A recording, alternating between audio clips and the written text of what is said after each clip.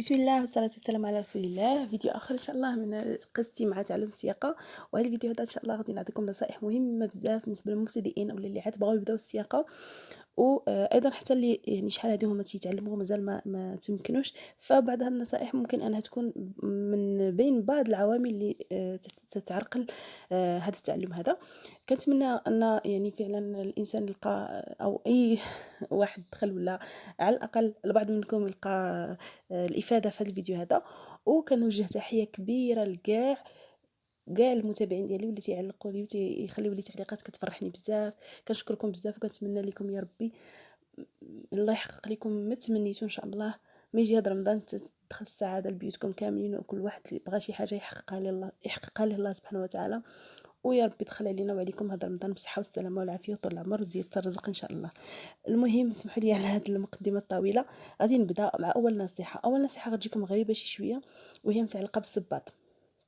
بالنسبه للصباط، انا شخصيا انا تنهضر لكم على تجربتي، يعني ماشي شي حاجه بروفيسيونيل، ولكن انا كنهضر على التجربه ديالي. الصباط الا كان محلول، يعني بانطوفه ولا شي صرفاقه ولا شي صندال محلوله ولا، فكيعذب في السوقان. من الاحسن ان الصباط يكون مجموع على رجليكم باش ما يبقاش يهبط، لان فاش كيكون الصباط كيهبط ربما ما كتحسوش مزيان بالكسيراتور ولا بالفران، فتقدروا تكسيريو بزاف او العكس. يعني الصباط حسن يكون جامع على رجليكم، هذه حاجه الاولى. الحاجه الثانيه يكون عنده طالو متوسط، ما يكونش طالو عالي بزاف، وفي نفس الوقت ما يكونش يعني بلا كاع نيشان، لان حتى بلا نيشان تيعذب شي شويه، خصوصا في ديك العمليه ديال انك تنقل رجليك بين الكسيراتور والفران، تيعذب شويه البلا كاع. والطالو العالي عاود بزاف صعيب. انا الطالو اللي تيريحني يكون هكا بين هكا، مهم 4 سنتيم 3 سنتيم، داك الطالو عادي متوسط صغير. الصباط يكون ما مقمقمش، يعني ما عندوش داك القمقم طويل.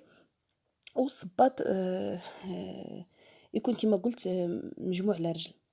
هادو يعني هما الاساسيات. الحوايج اللي يعني انا تعجبوني يكونوا في الصباط باش ممكن انا نسوق به، ولا كانت السبردينه كاع يكون حسن. حاجه اخرى اللي مهمه وخصني نشير ليها، واللي هي انكم حاولوا ما امكن ان ما تعلموش بالحفا. لان شحال من واحد ماشي كلشي، ولكن كاين اللي كيتعلم بالحفا وما تيقدرش يسوق بالصباط مازال. فهذه نصيحه ركزوا عليها مزيان عندكم تعلموا بالحفا. بالنسبه للنصيحه الثانيه واللي مهمه، واللي هي فاش تبغيو يعني تركبوا، ضروري خصكم دائما ديروا حزام السلامه.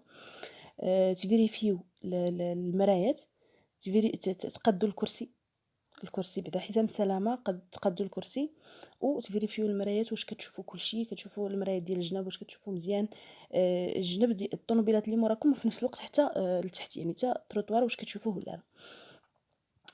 حاجه اخرى خاصكم مهمه بزاف، خاصكم يعني تبعدوا بالنسبه للعيالات وبالنسبه لكل شيء.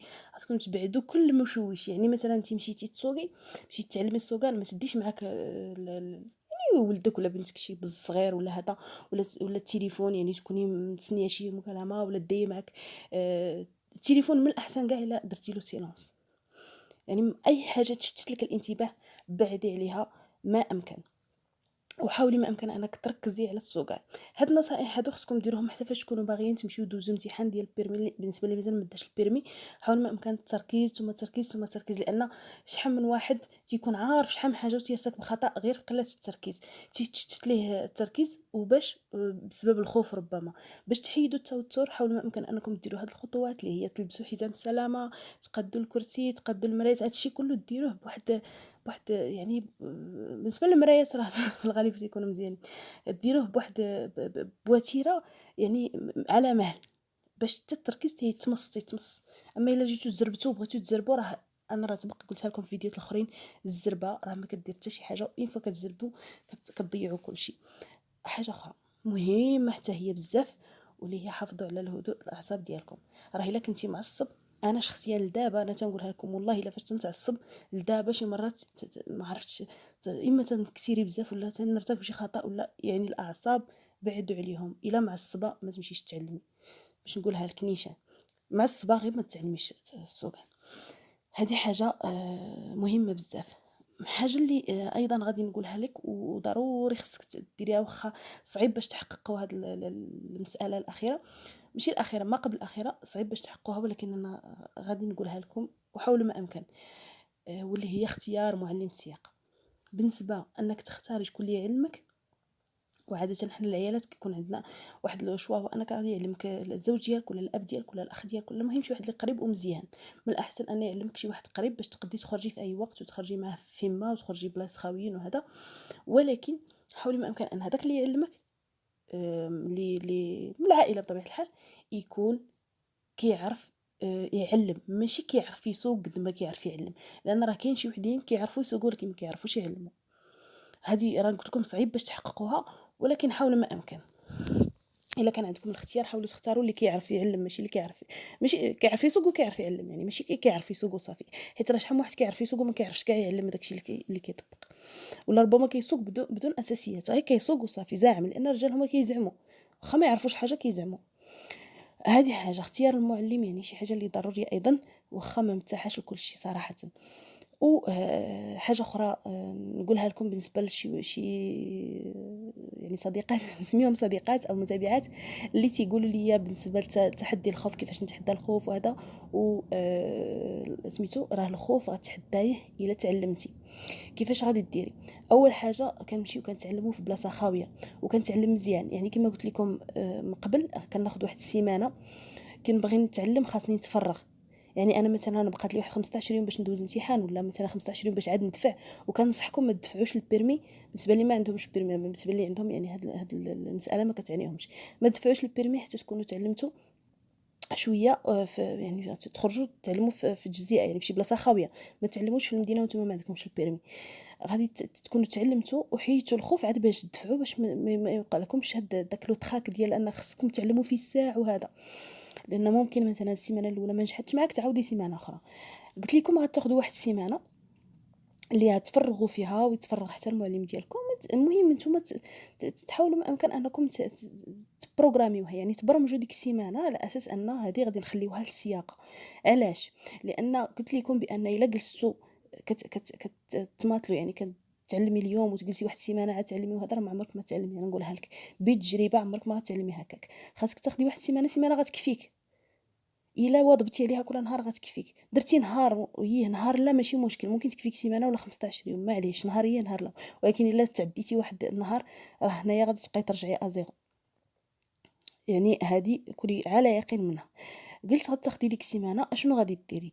في مثلا يومين الاولى غادي كتعلمي الاساسيات وهذا، غادي تعلمي ومعك داك المعلم ديالك في التجزئه. من بعد فاش يعني تاخدي الاساسيات الاوليه، يعني مثلا تعرفي كيفاش ديماري دوزي هذا، باش تحيدي الخوف وباش تعلمي حتى الفولون، لان الفولون مهم بزاف. غتولي هذاك المعلم غادي يهبط يوقف يعني في ديك الجزيئه، يبقى في واحد البلاصه وانتي هو كيشوف فيك وانتي كدوري في الجزيئه بوحدك. هذه راه نصيحه مهمه وما تجاهلوهاش، لان ديك المرحله ديال انك تدوري في الجزيئه بوحدك من اهم المراحل في السياقه. حيت الا بقيتي ديما مع المعلم، بطبيعه الحال ان في المدينه في الايامات الاولين ما غاديش تخرجي بوحدك، غتخرجي مع المعلم. وخصوصا الا كان يعني مع اللي كيعلمك، خصوصا الا كان الزوج ديالك وكيزعف، ولا الاب ديالك راني عارفه وتيبدا يزعف عليك وهذا، وكتبقاي تعصبي. هاد الشيء راه تيردك اللور، وكتبقاي ترتكبي الاخطاء قدامه وتيزيد يزعف عليك. وحتى الوجود ديالو كيوترك الراس، فاش يبقى يزعف الانسان تيوترك وتترتكبي اخطاء غير بسبب التوتر. فلهذا حاولي ما امكن انك من بعد يعني في ديك السيمانه ديال الجزيئه الاولى غادي تاخدي ديك 3 ايام التاليه ولا مثلا 4 ايام التاليه، ولا على حسب شنو، على حسب يعني كل واحد والمده فاش كيتعلم. تاخديها ليك بوحدك، تعلمي تبقاي تسوقي بوحدك حتى تشدي الفولوم مزيان، وتعلمي كيفاش ديري دوزي. بالنسبه للجزيئه راه بريميو دوزيام في الغالب، ولا كان شي طواله هكا تروازيام. تعلمي كيفاش ديري تشدي الفولوم مزيان، ثم من بعد الخوف الراسو غادي يتحيد. انا متاكده الا كنتي فعلا حسيتي انك كتحكمي في الطوموبيل، الخوف الراسو غيتحيد. انت راسك غتقولي له يلاه نخرجوا يعني نسوق في المدينه، يعني ندخل المدينه. حاجه اخرى، فاش تدخلي للمدينه ما تسوقيش في الزحام، ما تسوقيش في وسط النهار، يعني في الاوقات اللي كتكون عامره الدنيا. بداي بعدا في المدينه، بداي في الليل الا كان معك يعني معلم اللي ممكن انه يخرج معك في الليل، ولا الصباح بكري، ولا هكا في داك الوقت ديال 12، يعني الوقت ديال الظهر هكا ما كيكون حتى شي واحد، تكون المدينه خاويه. على حسب المدينه، كل مدينه عاوتاني راه كاين المدينه اللي كتبقى عامره النهار كامل. المهم ولا اختاري الاماكن الخاويه في المدينه. ما تبدايش نيشان في الزحام، لان الا بديتي نيشان في الزحام وتبقى توقف لك في الزحام عمرك ما غتعلمي. ماشي كاع كنقطع، ولكن المهم الانسان خاصو يدير راسو تمسومات كي كنقولوا، يعني خاصو يحاول ما امكن انه يتفادى بعض الاخطاء اللي كتردو اللور. هنايا غادي نكون وصلت لنهايه الفيديو. بغيت نحبس الفيديو نيشان هنا لان الا زدت غادي نكثر الهضره، وغادي نخلي بعض النصائح اخرى واشياء اخرى لفيديو اخر ان شاء الله. كنتمنى ان الفيديو ينال الاعجاب ديالكم، واسمحوا لي الا طولت عليكم.